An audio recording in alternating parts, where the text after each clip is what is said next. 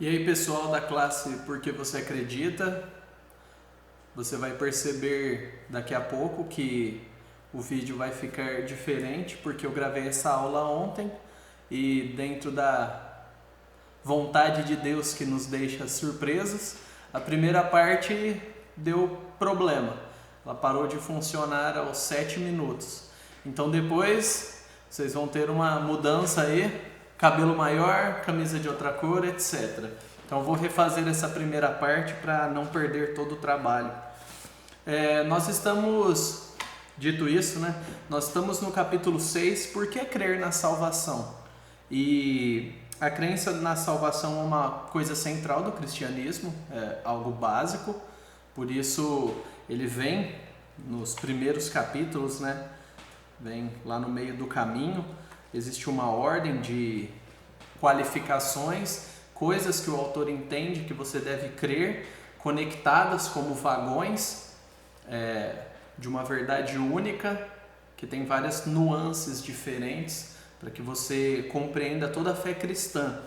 Então, alguns esclarecimentos e algumas verdades estabelecidas, né? Essa aula ela foi organizada nos tópicos do livro. Nós passaremos brevemente agora, né? Pela introdução, a história que é contada. O Fabrício vai gravar a aula 2 sobre por que crer em Deus. Ele já deveria ter gravado e aí aconteceu essa pandemia e provas da faculdade que ele faz, mas eu creio que ele vai cumprir a palavra dele, vai nos abençoar, porque a aula foi muito produtiva, todo mundo comentou, nós temos que ter ela gravada. E eu peço perdão também, o seminário foi puxado nesses últimos dias, eu não consegui gravar antes, então em 2 semanas aí é possível que nós tenhamos 3 aulas colocadas no YouTube para que você possa participar, você que é da classe, você que algum dia ver esse vídeo, Deus te abençoe. Estamos gravando em 2020 e estamos passando por um período de pandemia, só para ficar registrado.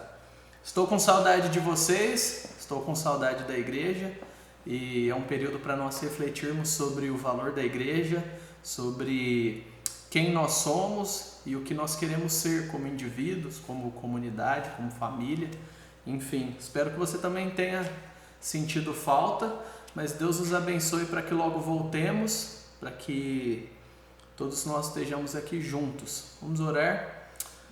Senhor, eu te agradeço por esse dia, te agradeço porque o Senhor controla todas as coisas, desde os mínimos detalhes até as coisas mais complexas para nós. Elas não têm diferença para o Senhor. Te agradeço, ó Deus Trino, porque o Senhor é perfeito, é completo, é suficiente para nós. Ilumine o nosso entendimento, Pai.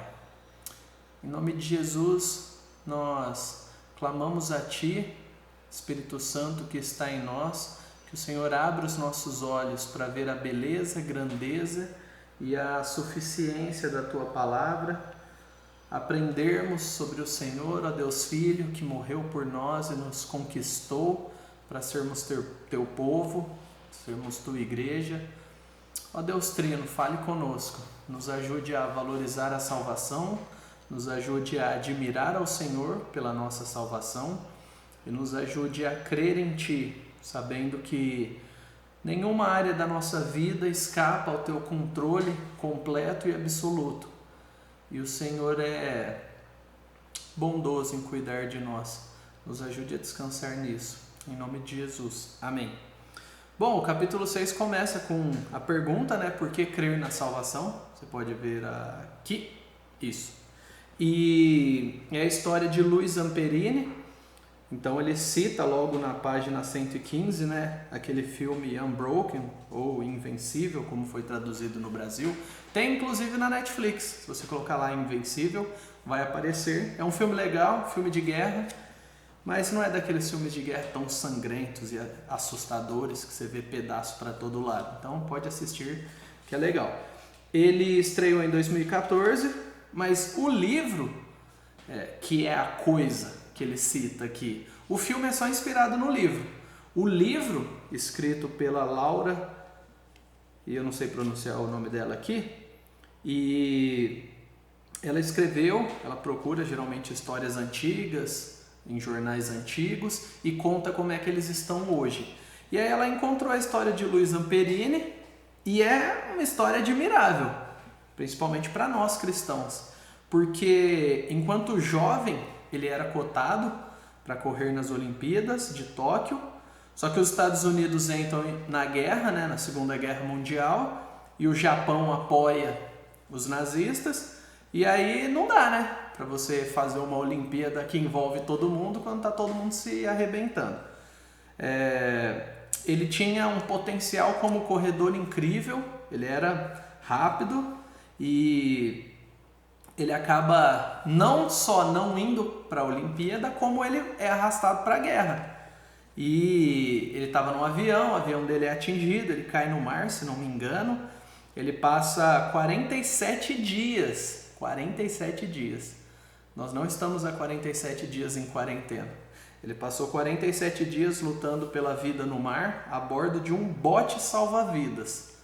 E imagina você tostar no sol, no mar, sem água, enfim, bebendo água da chuva, sem ter o que comer direito.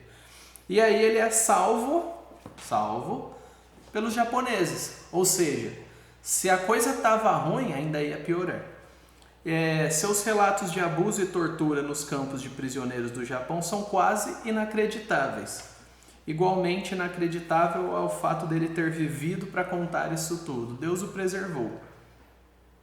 Quando ele retorna, que é o ponto que o filme não mostra, ele estava emocional e fisicamente esgotado.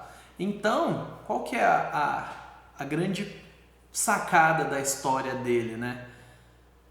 Esse cara volta arrebentado, frustrado, e ele vai encontrar a fuga dele no álcool. Ele se casa, eu não me lembro se ele já era casado, mas ele se casa e a esposa começa a sofrer todos os desafios disso, né? Ela vai numa das conferências do Billy Graham. O Billy Graham já era famoso aqui nesse período, viajava os Estados Unidos inteiro, o mundo inteiro.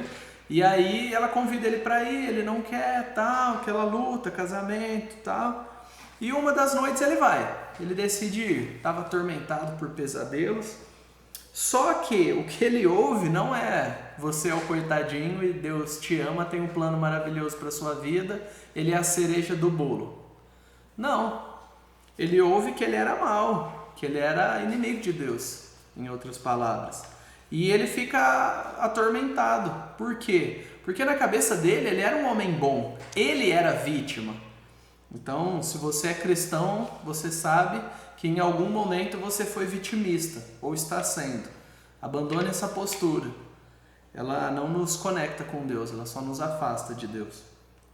E essa luta por querer achar que é um homem bom, ela vai contra o Evangelho, porque o Evangelho aponta justamente para o fato de que eu e você não somos homens bons.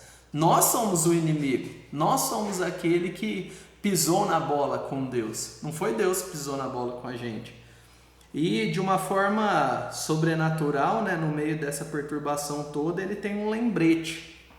E está na página 117, essa descrição. De repente, outra lembrança perturbadora veio-lhe à mente. Ele era um corpo num bote salva-vidas morrendo de sede. Ele sentia palavras sendo sussurradas pelos seus lábios inchados. Era uma promessa lançada aos céus. Uma promessa que ele não cumprira. Uma promessa que ele se permitira esquecer até aquele instante. Na verdade, a gente sabe que é o Espírito Santo que faz a conversão, não é simplesmente a nossa autodeterminação. Ele molda a nossa vontade para isso, né? Ele não trata desse ponto na lição, mas é bom frisar. Ele se permitir esquecer até aquele instante. Se o Senhor me salvar, eu vou servi-lo para sempre. E aquele foi o último flashback que ele teve do período da guerra, que o atormentava e tal. E aí ele caminha até a frente, aquilo que você já fez, já viu, sobre aceitar Jesus. Mas o ponto não é que ele caminhou até a frente e boa, foi viver a vida dele. O ponto é que aquilo redefiniu toda a vida dele. E se você pegar o nome dele aí no seu livro, Lou Zamperini, você vai ver que ele foi um cara que serviu a Deus mesmo. Ele construiu uma instituição, não lembro se seria o equivalente a uma ONG, mas era um acampamento onde ele pegava jovens complicados e delinquentes, e ele tentava pregar o evangelho, ensinar alguma atividade, enfim, dar uma ajuda para os pais aí. E ele pregava o evangelho pelo mundo, enfim, contando a história dele. Qual é o grande ponto aqui? Ele é um cara arrebentado como a gente. Talvez um pouco mais, pode ser que você nunca tenha visto a guerra, mas pode ser que você tenha vivido algum tipo de guerra no seu lar durante a sua infância. Privações, enfim, todo tipo de sofrimento. O ponto não é quanto você está quebrado. O ponto é que Deus, ele recolhe os pedaços e faz algo novo. E na página 118 existe um diagnóstico. Sob praticamente todos os aspectos, a história de Lou Zamperini é dramática. Um atleta de ponta que tem sua oportunidade de glória roubada. Um herói de guerra que vê sua humanidade roubada. Um veterano de guerra roubado de sua sanidade. Mas então ele foi transformado. Toda essa lição gira em torno disso. E se você que está ouvindo isso é um cristão, relembre esse momento, esse período da sua vida, essa época em que você se deu conta de que Deus estava mudando, estava mexendo em você, estava bagunçando o seu conceito sobre si e sobre Ele. E Ele te transforma. Ele ouviu as boas novas do Evangelho, entregou-se ao Senhor Jesus Cristo e tudo o que Ele uma vez foi perdeu a importância em comparação ao que Ele se tornou. Ele era um novo homem. Essa é uma parábola, né? Uma metáfora daquilo que nós veremos descrito aqui, nesse primeiro trecho. E o primeiro trecho, que você vai ver a continuação daqui a alguns minutos, que eu fiz ontem, ele fala sobre quem é o Deus que salva. Ora, o Deus que salva, ele é revelado na Trindade. Nós tivemos que criar um linguajar teológico para explicar o que é isso. Trindade são 3 pessoas que se juntam em uma? Não. Trindade é uma pessoa com 3 faces diferentes em momentos diferentes? Não, isso são heresias. Trindade é a palavra que nós criamos para tentar expressar essa verdade bíblica, de que o nosso Deus único e verdadeiro, ele não é um Deus simples, no sentido de que é uma pessoa só. É uma essência divina com 3 pessoas distintas dentro dessa essência que forma o único Deus, Pai, Filho e Espírito Santo. Tanto que nós somos batizados em nome do Pai, Filho e Espírito Santo. Nós somos batizados em nome do Deus Trino. E ele apresenta aqui que João de 13 a 17, o Evangelho de João, quarto livro, né, quarto título, né, na ordem do Novo Testamento, ele fala muito sobre a Trindade, sobre os relacionamentos, sobre o Espírito Santo, introduz em João o Espírito Santo de uma forma bem legal, que dá várias metáforas e exemplos. E ele fala aqui a respeito de algo que eu preciso frisar. Lá no final da página 119, o último parágrafo, se fôssemos resumir as atividades, poderíamos dizer que o Pai é quem envia o Filho é quem vem como homem para sofrer, morrer, ressurgir e ascender aos céus, e o Espírito vem para glorificar o Filho e aplicar a salvação que o Filho efetuou. Isso se trata de uma maneira didática e pedagógica para falar sobre a Trindade. Isso daqui não pode ser levado como a totalidade, porque nós vemos o Espírito Santo antes, no Antigo Testamento, então ele não só glorifica Jesus como no Novo, ele cumpre a vontade da Trindade no Antigo. Nós vemos as aparições do anjo do Senhor em Juízes, nós vemos em Deuteronômio, nós vemos em algumas partes, em Josué é bem legal, Josué 5, se não me engano, a ideia do anjo do Senhor aparecendo antes deles partirem para uma batalha muito importante e tal.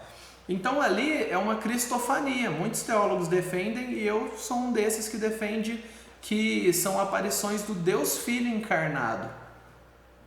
Então, essa ideia simplista, o pai envia e não faz mais nada, o filho vem encarnado, mas ele nunca fez nada no antigo, ele só faz no novo e tal, e agora que ele subiu só o Espírito Santo atua, esquece essa mentalidade. Isso daqui é uma maneira simplista e bem limitada.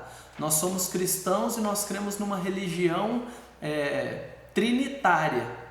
Então nós podemos orar não só ao Pai em nome do Filho pela atuação do Espírito. Nós podemos orar ao Filho, nós podemos orar ao Pai, nós podemos orar ao Espírito, sabe? E fazer uma oração coerente.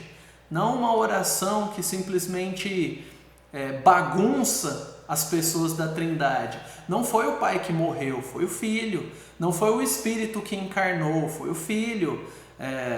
A gente pode ver também em Efésios, ali no capítulo 1, uma dinâmica do o Pai elegendo e predestinando as pessoas para a salvação, o Filho atuando, o Espírito aplicando, mas isso é uma nuance, não é tudo que há sobre o assunto. Então é importante que nós tenhamos claro que essa é a glória da Trindade. Então a Trindade ela nos faz assustar, nos faz nos calar e nos faz perceber a grandeza de Deus. A partir de agora você vai ver o trecho da minha aula de amanhã.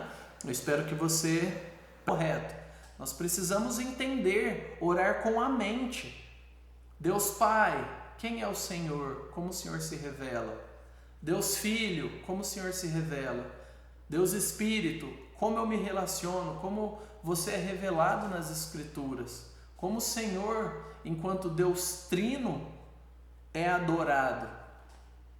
Dito isso, entenda que a Trindade é gloriosa, nós não vamos conseguir entender tudo, ela é essencial para a salvação. Se você é cristão, isso não é o tipo de coisa que você pode ignorar e não crer, você só é cristão se você crer nisso, porque Jesus, aquele que morre, ele precisa ser Deus, e ele disse que é Deus, e não existe mais de um Deus, ou 3, ou 4, ou 5, enfim. E o Espírito é apresentado, quando você é batizado em nome dele, como o único Deus. Então aí nós criamos o nome, né? Nós não, mas teólogos do passado, o nome Trindade, Deus triuno. É um, mas é mais do que apenas uma unidade simples. É uma unidade complexa, 3 pessoas em uma essência. Porém, ao falar sobre salvação, nós não podemos esquecer um fato óbvio. Quem precisa ser salvo? Ninguém que precisa ser salvo está bem, está de boa, tranquilão. Porque a salvação implica perigo, implica problema, implica que há alguma dificuldade a qual você se depara ou você nem faz ideia. E aí vem alguém e te salva. Alguém a custo próprio te salva, alguém age a seu favor. Quem não tem problemas ou não está em perigo não precisa ser salvo de nada. Ele diz na página 120. E ele diz também, um dos motivos pelos quais precisávamos começar esse livro com capítulos que tratam da Bíblia e de Deus é que não somos capazes de entender o que é a salvação até vermos o que a Bíblia diz sobre quem Deus é, quem nós somos e o que Deus fez. Então é importante que nós tenhamos isso claro. Quando nós pregamos o Evangelho, a gente está dizendo para as pessoas, ei, você tem um problema. E não é o problema que você acha que tem, é o problema que a Bíblia, que é a palavra de Deus, diz e afirma categoricamente que você tem. Então a gente não pode se assustar quando as pessoas derem chilique, porque a gente está furando a bolha que ela vive de um mundo cor-de-rosa, um mundo surreal onde vai dar tudo certo. Nesse mundo caído, principalmente nesse contexto de uma epidemia que começa num lugar, mas atinge todo mundo e afeta a economia, saúde, educação, relacionamentos, igreja, enfim. Nós temos que cair na real. A nossa vida é frágil e simples. A gente morre, Quando nós reduzimos a essência da vida, a nossa vida é muito simples. Nós somos seres vivos, orgânicos, podemos morrer. Agora, dentro dessa simplicidade, há uma complexidade de sentimentos, perspectivas e sonhos, mas biologicamente falando, a nossa vida é simples. A gente ou está vivo ou está morto. Então, quando nós pensamos em salvação, é importante que nós olhemos para nós e entendamos: só é salvo quem tem problema. E nem todo que tem problema aceita a ajuda que vem de fora ou de outro. Às vezes nós queremos ajuda, mas do nosso jeito, né? O relato bíblico dos seres humanos e de toda a criação, como nós cremos em Gênesis no capítulo 1, ele tem um clímax de Deus falando que tudo que ele fez é bom. Ora, e onde é que tem o problema que a gente sofre hoje? Porque nós descobrimos que o ser humano, que foi criado à imagem de Deus, num ambiente bom, num jardim no Éden, um lugar protegido no Éden, ele tem o privilégio de ter relacionamento com Deus e características que o próprio Deus coloca no homem como correspondentes, dá eco, dá para se relacionar, né? Esse homem que é criado nesse estado, num ambiente fértil, trabalhava, o trabalho não vem depois da queda, produzia, ele estava plenamente satisfeito com quem ele era, com o que ele fazia e com o Deus que ele tinha. Porém, eles exerciam esse domínio de ser quem eles deveriam no mundo que Deus criou com plena alegria, sem dificuldade. Às vezes a gente pensa no homem bem, mas ele já sofria. Não, a gente precisa ressaltar, o homem não sofria ao trabalhar. Isso vem depois da queda. E o que é a queda? Ora, é quando eles rejeitam o sacrifício, vamos dizer assim, né, de Deus, que cria tudo para eles. Sacrifício é uma palavra só para comparar depois com Jesus, né? Mas Deus cria tudo, dá tudo para eles. Deus, ele dá literalmente tudo. Não dá para a gente pensar hoje, né? É mais do que dar casa, comida e roupa lavada. Deus dá tudo, Deus se relaciona com eles. Não tem comparação a isso que a gente possa fazer. E eles não tinham o pecado dentro deles os atrapalhando. Porém, eles são convencidos por Satanás a desobedecerem Deus. O que é desobedecer? É decidir virar as costas, decidir desprezar, decidir ignorar a palavra do Deus, Pai deles, né? Aquele que os gerou e os sustentava e se relacionava com eles. Para quê? Para ter uma autonomia, uma capacidade própria, se apoiar em si. Eu quero ser igual a Deus. E a essência de todo pecado é esse: é Deus, a sua opinião não me importa, só lamento, eu vou viver do meu jeito, mas não me puna por isso. Essa é a essência de todos os pecadores. O que está lá dentro é isso, dentro de nós, o tempo todo. A serpente foi um veículo da tentação satânica, mas ela foi punida. Eva foi punida com dor do parto. Mulheres, é fruto da queda. E com conflito em seu relacionamento com Adão, quando fala sua vontade será para o seu marido, Deus está falando, não era assim antes, mas agora vai ser difícil para você se submeter ao seu marido. E para o homem, ele foi punido com a promessa do trabalho difícil e sofrido. Homens, é o que nós temos que aceitar. A terra que ele e Eva deveriam dominar antes de seu pecado, agora iria lutar ou resistir, como a gente vê até hoje. Eu não sei quem disse isso, mas o conceito do trabalho como alguém que sai e se esmera, se esforça e faz o seu melhor em qualquer área. Aí vem com um saquinho cheio. cheio de recursos, de dinheiro, enfim. E aí quando sai do trabalho, ele não vê. Ele só vê quando ele chega em casa, aquele saco estava furado. E aí aquele trabalho que poderia ser abundante, via de regra não é. E você tem que ir no outro dia e obter talvez pouco resultado do seu trabalho. Talvez a monotonia de trabalhos repetitivos, isso meio que nos esmaga. Por quê? É fruto do pecado. É fruto da nossa insatisfação com o que nós temos. E a grama do vizinho é sempre mais verde, convenhamos. O ponto é, quando Adão caiu, o resto da criação foi afetada, foi corrompida. Não que um cachorro peca quando ele morde sua canela, mas sem pecado ele não faria isso. Sem a desordem cósmica, desordem ecológica, desordem psíquica, desordem emocional do pecado, o mundo não seria como é. Então a gente vê que o que acontece? A partir de Caim e Abel, todo mundo já nasce em pecado.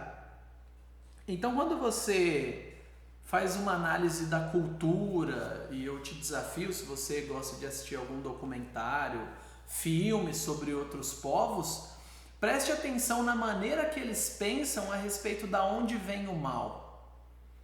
E preste atenção que todos eles identificam que há um problema no mundo. Não importa se é ribeirinho, se é um cara PhD, se é um muçulmano ou alguém de alguma tribo lá no interior da África. Todo mundo tem uma maneira para explicar por que o mundo está quebrado e por que não está tudo bem. E essa sua maneira, via de regra, engloba o pecado, mesmo que não seja a compreensão correta bíblica. Mas todo mundo sabe que o pecado é um problema, o pecado nos afeta e ele distorce a realidade. E ninguém gosta do pecado, obviamente, né? Todo mundo gosta de pecar. A não ser os cristãos que têm o Espírito Santo, eles vivem uma luta, né? Uma contradição. Eu quero pecar e eu quero obter o prazer do pecado, mas ao mesmo tempo eu odeio pecar porque isso ofende a Deus, isso vai contra o princípio de obediência que Deus colocou em mim. Então eu fico nessa luta dos dois lados, né? Mas uma pessoa que não é cristã, ela só ama o pecado. O problema para ela é quando os outros pecam contra ela. Esse é o grande problema. Aqui nós vemos que na página 123 ele resume tão bem a realidade de vida pós-queda. No terceiro parágrafo, página 123. Labuta, dor, maldição e caos tornaram-se o modo de vida normal após o pecado destruir a bondade no jardim de Deus.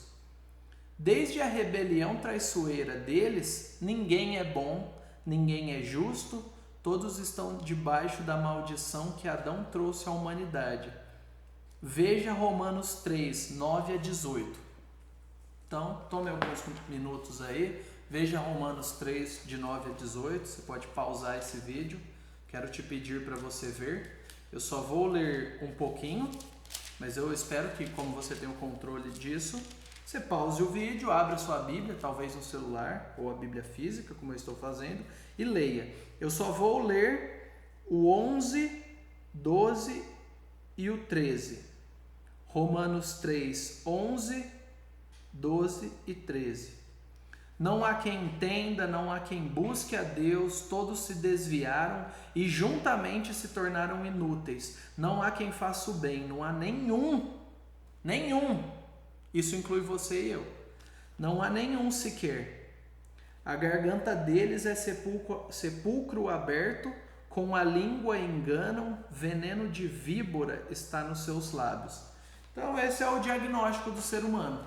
Nós não somos fofinhos cantando a música do John Lennon, né, e andando de mão dada na rua e tal, todo mundo feliz. Não, nós somos isso que nós estamos vendo no mundo.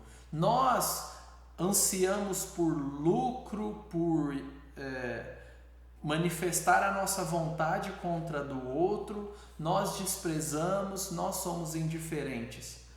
Então, quando você vê alguém que é um criminoso, assassino, estuprador, sequestrador, genocida, enfim, olhe para ele e saiba, aquela pessoa um dia nasceu como eu e você e foi um bebê. Se você não é ele, é pela graça de Deus que restringe você e o seu pecado. Mas olhe para dentro do seu coração e você vai perceber quanta sujeira tem aí. Esse é o nosso diagnóstico. Essa é a nossa vida. Não tem homens bons. Não existe esse tipo de homem. O único homem bom que existiu, os outros homens mataram. Essa é a realidade. Mas qual que é o plano divino? Ora, visto que o pecado é rebelião contra um Deus santo, é impossível que um Deus tão bom e santo ignore essa rebelião. Na página 125, lá no segundo parágrafo. Como ele é santo, precisa punir todas as violações de seu caráter. Um adendo aqui. Vamos relembrar um pouco os atributos de Deus. Quando a Bíblia diz que Deus é santo, ela está querendo dizer que ele é de uma qualidade única, que não tem conexão com a outra qualidade que existe, que é de pecadores. Deus ele é uma espécie única, ele é um ser único. Então, ele transcende, ele é melhor do que eu e você, ele tem uma qualidade infinitamente melhor do que nós. Quando você pensa em Deus, ele é melhor que você. Espero que o seu pensamento seja esse. E porque ele é melhor que você, ele é digno da sua adoração e de tudo que você faça, obedecendo a ele ou deixe de fazer para obedecê-lo e agradá-lo. Mas nós pensamos que Deus é bondoso também. Ou seja, ele é o próprio bem. Aquilo que ele faz é o parâmetro de justiça e de bondade. Mas ele é misericordioso também. Ele é gracioso. Ele é terrível quando está irado contra o pecado. Mas ele é eterno, não tem começo nem fim. Então pense um pouco sobre os atributos de Deus e como eles moldam a sua oração, moldam a sua perspectiva sobre quem ele é. Por quê? Porque se você tiver um Deus diferente do da Bíblia, via de regra ele só dá like para você, ok, tá tudo bem, continua assim, mas ele sempre culpa quem você não gosta ou ele age contra quem você discorda. Isso acontece dentro da família, dentro do casamento, dentro da família maior, dentro da igreja. Existem pecados, que talvez são os que eu pratico, que não me incomodam tanto. Mas quando o outro pratica esse pecado, aquele tem que receber fogo do céu. Admita, esses somos nós. Deus está trabalhando em nós pela graça e bondade dele. Mas em essência você é assim. Porém, o conceito da santidade de Deus, ele vai contra a noção popular que nós temos a respeito de Deus. Em geral, as pessoas pensam que o amor de Deus supera todo o resto. Ele não se incomoda com nossa rebelião. Outros imaginam que a tarefa básica de Deus ou o dever de Deus é nos perdoar, não importa qual seja a nossa atitude em relação a Ele. A verdade é que toda pessoa que não é cristã e não se dobrou a Jesus, ela tem esse sistema operacional dentro dela. Só a salvação que muda isso. Ela pensa nesses termos, ela tem categorias de pensamento que nunca são de acordo com a Bíblia. Ela tem que parecer livre da culpa e ela tem que ser livre da culpa para a consciência dela ficar minimamente em paz. E aí ela vai fazer todo tipo de coisa, inclusive criar um Deus que amor é o ponto mais importante. E um adendo aqui, existem igrejas que são moda, e é um comentário pessoal meu.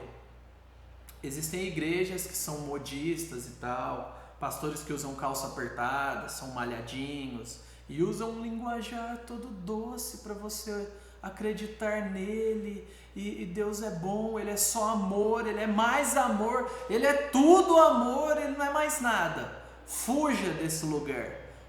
Esse lugar é uma porta para te levar para o inferno, não é para te aproximar de Deus. Porque Deus não é mais amor, ele não é só amor. Ele é amor. Assim como Ele é santo. Deus não é incoerente como nós somos. Deus é único e equilibrado em todo o seu ser, em todo o seu caráter. Então Ele não exerce misericórdia quando age com um, ira quando age com o outro. Não.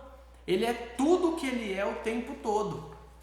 Por isso que você pode ter dificuldade, se você não crê nisso, quando você vê salmos na Bíblia que falam: Deus, destrói os seus inimigos, aqueles que vão contra o teu povo, manifesta a sua ira contra eles. O que o salmista está fazendo? Ele não está indo lá e matando as pessoas. Ele está entregando a Deus: Senhor, eu vejo injustiça, eu vejo gente que sofre por causa de governantes maus, por causa de homens cruéis e mentirosos. O Senhor pode tratar esse pecado?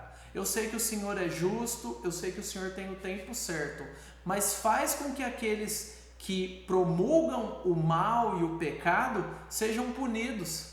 Isso está totalmente coerente com a doutrina cristã.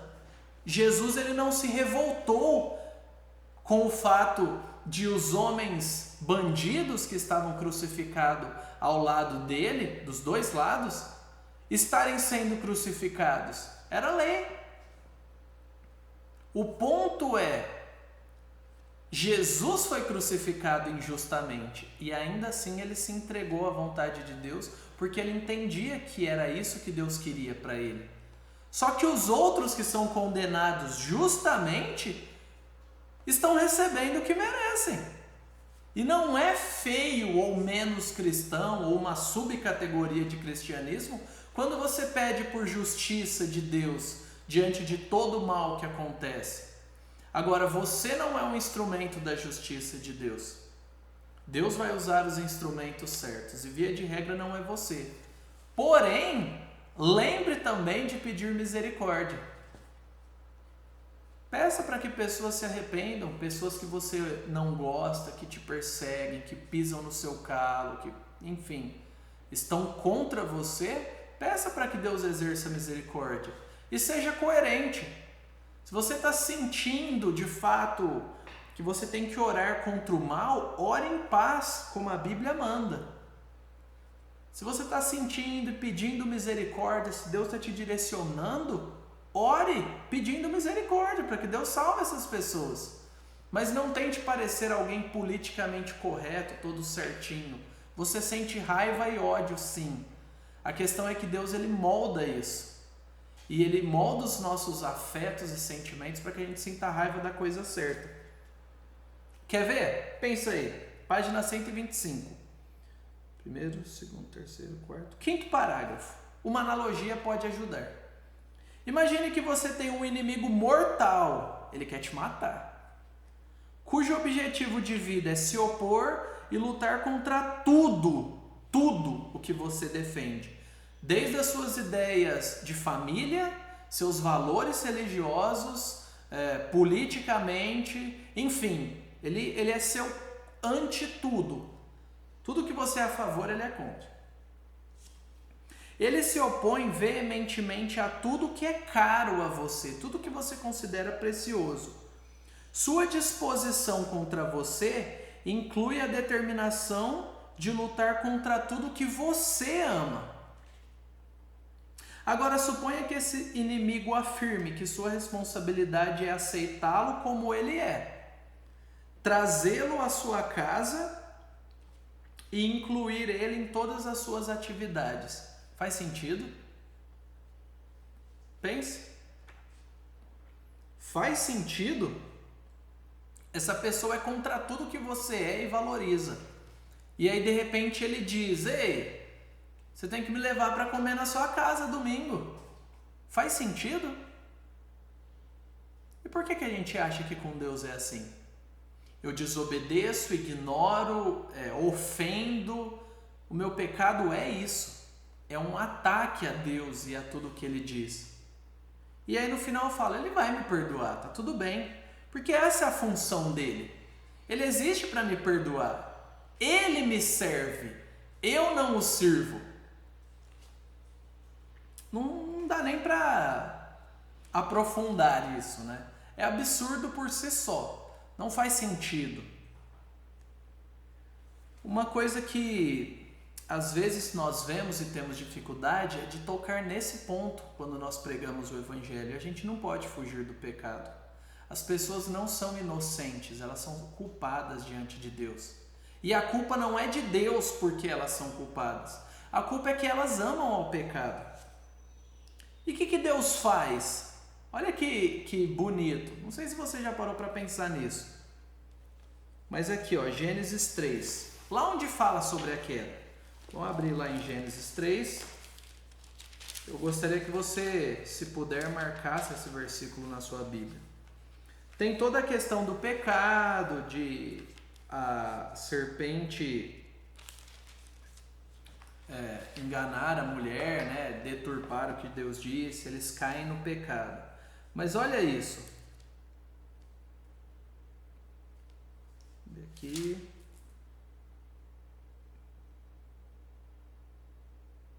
Ah, tá. 3:20. E o homem deu à sua mulher o nome de Eva, por ser a mãe de todos os seres humanos. 21. Gênesis 3:21. O Senhor Deus fez roupas de peles, com as quais vestiu Adão e sua mulher. Então o Senhor Deus disse: Eis que o homem se tornou como um de nós, conhecedor do bem e do mal. É preciso impedir que estenda a mão, tome também a árvore da vida, coma e viva eternamente. Às vezes você pensa, Deus, quebra o galho aí. Você percebe o que aconteceu? Roupas de peles. Animais tiveram que morrer. Deus não criou pele do nada. Ele não cria pele de grama. Para eles não serem destruídos imediatamente, debaixo da ira contra o pecado que Deus tem, Deus mata animais. E o que nós vemos ao longo do Antigo Testamento? Um anúncio, um padrão que foi seguido para que haja cobertura sobre o pecado e que a ira de Deus não caia diretamente. É necessário que haja derramamento de sangue. Isso aponta para alguma coisa que aconteceria. Essas vestimentas, elas apontam para o modo que Deus ia resolver o pecado. Desde lá de Gênesis. Não sei se você sabia disso, né? O grande projeto de salvação de Deus estava delineado ali. Um inocente, no caso ali um animal inocente, sendo destruído para que eles pudessem se vestir. E se você percebe que eu li todo o resto do versículo, que fala assim, nós não podemos deixar o homem comer do fruto da árvore da vida, e se você nunca parou para pensar nisso, pense. Qual é o desdobramento do homem em pecado comer do fruto da árvore da vida? Se você quiser dar uma pausa e tal. Agora eu vou falar. O ponto é, se eu viver para sempre em pecado, eu nunca teria esperança de redenção e de perdão. Então Deus amorosa e bondosamente pune eles, tirando eles do jardim e apontando para um meio de salvação que viria. E aí nós temos todos os desdobramentos do Antigo Testamento apontando para sacrifício, derramamento de sangue, né? Na página 128, no penúltimo parágrafo, diz: não só Deus precisava providenciar um sacrifício aceitável, e não só é necessário que haja derramamento de sangue, isto é, morte, para que o pecado seja devidamente coberto, mas vemos indícios da perspectiva do Novo Testamento de que esse derramamento de sangue precisa ser mais do que o derramamento de sangue de animais. Para que o pecado humano seja coberto, é necessário que haja derramamento do sangue humano. Alguém deve morrer e deve ser aceitável e providenciado pelo próprio Deus. Então aquilo lá era um prenúncio de algo que aconteceria. O pecado, ele é uma rebelião que nós decidimos criar. E ele distorce a imagem de Deus em nós. Por isso que nós não conseguimos nos reconhecer. Nós sentimos coisas das quais nos envergonhamos, nós somos pessoas que às vezes se envergonham do que não deveríamos nos envergonhar. Porém, Deus ele trata isso. E aí a boa notícia é que a atitude de Deus para com o pecado não se limita apenas a puni-lo. Deus também decide cobrir o pecado que trouxemos ao mundo. Essa cobertura exige derramamento de sangue, exige morte. Deus, ele absorve esse débito que a gente não poderia pagar, porque nunca teria alguém justo o suficiente para pagar a conta. Esse é o nosso problema. O problema das boas obras é porque nós achamos que o nosso esforço é suficiente para resolver o nosso problema. Porém, não é. Nenhum esforço que você fizer vai te manter de pé diante de Deus. Isso é impossível. Não tem jeito. Por isso que nós nos desesperamos quando nós chegamos a essa compreensão. Mas graças a Deus por Jesus Cristo, Deus encarnado, o Filho encarnado, o derramamento de sangue, a vida entregue por nós, a vida que nos resgata. Ele fala um pouco sobre Hebreus no capítulo 9, eu te aconselho a ler em casa com atenção. Ele fala também durante todo o capítulo, né? Hebreus é fantástico, né, para falar sobre filho, né?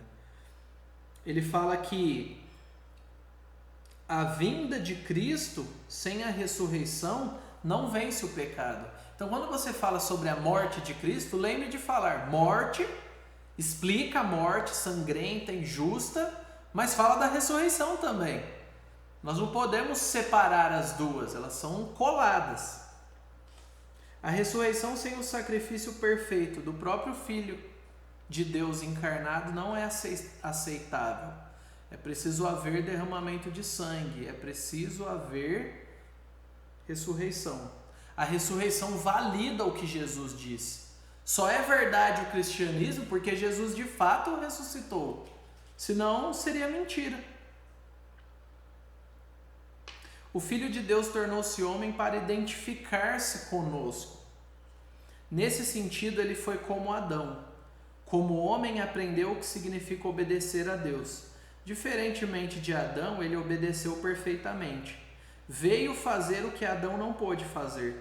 Esse é um dos motivos pelos quais as Escrituras o chamam de o último Adão ou segundo Adão, lá em 1 Coríntios 15, 45. Se em Adão, primeiro, tudo que vem depois é da mesma classe, a coisa caiu, em Cristo, que tem um padrão elevado, todos aqueles que estavam caídos começam a ser transformados e ir para o céu. Uma nova natureza começa a ser prenunciada, uma natureza espiritual para aquele que estava morto. Então, a nossa vida, ela não é totalmente concretizada aqui, ela vai encontrar seu sentido lá na eternidade. A salvação é necessária por isso. Nós sabemos que precisamos de salvação e nós temos um indício, tanto que todas as culturas, praticamente, elas têm algum conceito onde o sangue simboliza a vida, onde a vida é o bem mais supremo que há.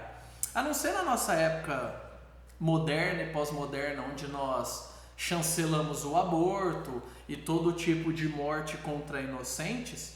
E aqui eu estou falando que quando a justiça pune com morte alguém, ela não está sendo contrária à Bíblia. Leia o Antigo Testamento e você vai ver, leia o Novo Testamento e você vai ver. Romanos 13, justiça, o governo porta a espada. Eu não estou falando se é correto ou não, porque a Bíblia não diz se é correto ou não. A Bíblia afirma. Hoje, no nosso país, isso não acontece. Mas existem outros países onde existe a pena capital. E por que eu digo isso e ilustro? Porque você pode estar em uma tribo que nunca ouviu do Evangelho, você pode estar no maior centro urbano do mundo. Todo mundo entende que não existe maior pena, seja para os maiores e mais hediondos crimes, não existe maior pena do que a morte. Por que é universal essa compreensão? Por que nós entendemos que a vida é tão preciosa e nós precisamos negar essa essência quando nós defendemos alguma bandeira como o aborto, que nós cristãos somos contra, que é a morte de um inocente, é um assassinato o aborto. Por quê? Por incoerência. Por isso que nós defendemos isso ou não nos incomodamos. Mas no fundo você sabe que se alguém matar alguém que você ama, a sua vontade é de que aquela pessoa pague com a própria vida, porque isso é justo. E aqui nós temos a resposta de Deus.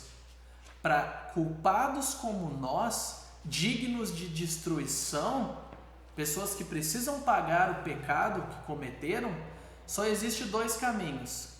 Um caminho, serem destruídos pelos seus pecados, se apoiando nas suas tentativas de construir um caminho até Deus, e o outro caminho, que é o que ele propõe. Alguém que é homem, mas que é mais do que homem, é o próprio Deus encarnado, que é punido pelo nosso pecado, é punido pelo meu pecado, e eu recebo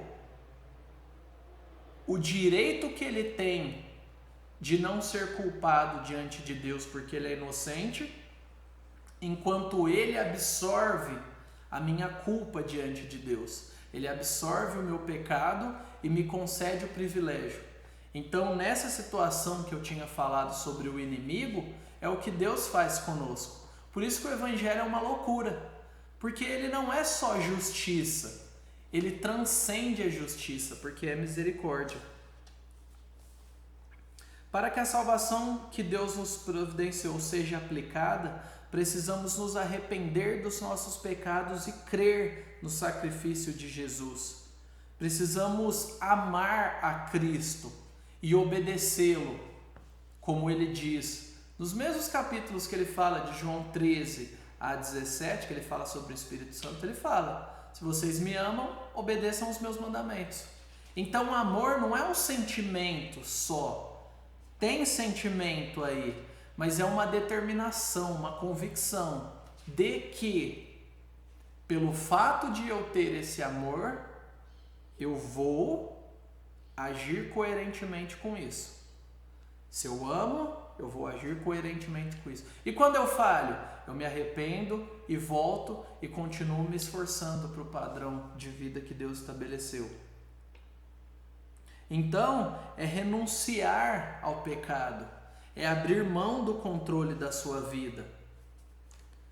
Todas as outras religiões, na página 134, todas as outras religiões giram em torno da capacidade dos seres humanos de chegarem ao lugar certo. Seja merecendo com uma vida boa, seja voltando-se para as coisas corretas, seja deixando-se levar. Nenhum desses métodos é capaz de cobrir nosso pecado de rebeldia contra um Deus santo. A salvação oferecida no cristianismo não é nem um pouco como outras religiões.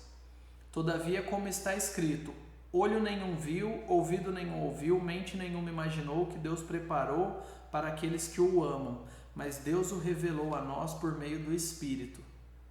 Então, ninguém poderia imaginar que o método de salvação de Deus para lidar com o pecado seria que o seu próprio Filho encarnado sofresse o pecado. Deus, ele paga a conta, ele segura a onda, ele não culpa os outros como nós fazemos. E mesmo cristãos continuamos fazendo muitas vezes, mas ele chama a responsabilidade para si e ele sofre. E encerrando, a salvação oferece esperança verdadeira para hoje e verdadeiro descanso para a eternidade. Ignorar uma oferta tão graciosa que somente Deus pode dar é o cúmulo da tolice humana. Então, se você está vendo isso, se você ainda não se arrependeu dos seus pecados, se você ainda não se lançou diante dessa graça que Jesus te oferece, se você não abandonou outras religiões e se voltou para Cristo e para o cristianismo como a verdade da palavra, Eu apelo a você, faça isso. Abandone a sua vida de pecado e de confiar em si mesmo. Confie em Cristo. Lute contra o pecado com a força que Cristo dá. Descanse em Deus. Receba a paz que Ele dá. Receba a esperança que o Espírito Santo dá e infunde na sua alma. Não viva como um incrédulo se você é cristão. Coloque a sua fé e os seus olhos em Deus, em Cristo. Essa doença, esse vírus, pode te botar numa cama e pode até te matar, mas ele não pode te destruir. Pode te causar dores, mas não pode eliminar o seu Salvador. Lembre disso. Lute contra a ansiedade com essa verdade. Use essa esperança que o Evangelho te dá para destruir a raiz da ansiedade que está no seu coração. Ou esse medo do que vai acontecer amanhã ou depois. Encare o medo, se prepare, mas não desista de confiar em Deus. Que Deus te abençoe e que você encontre no Deus Trino esperança, graça e alegria para encarar os desafios. Por que crer na salvação? Porque nós precisamos desesperadamente dela. E porque o Deus bondoso, o Deus trino e perfeito, revelado na Bíblia Sagrada apenas, Ele oferece isso para nós. Nós precisamos e Ele oferece. Olhe para Cristo. O que te impede de ser salvo? Se arrependa e creia. Relembre a sua salvação se você é cristão. Se você está vivendo de uma maneira desleixada. Leve Deus a sério. Ame-o. Abra mão de algo por Ele. Vivamos de modo coerente com o Evangelho que nós cremos. Em nome de Jesus, Senhor, nós pedimos que o Senhor cumpra em nós essas palavras e que nós não sejamos vergonha para o Teu nome e que o Senhor não se envergonhe de nós. Assim nós confiamos em Ti e cremos em nome de Jesus. Amém.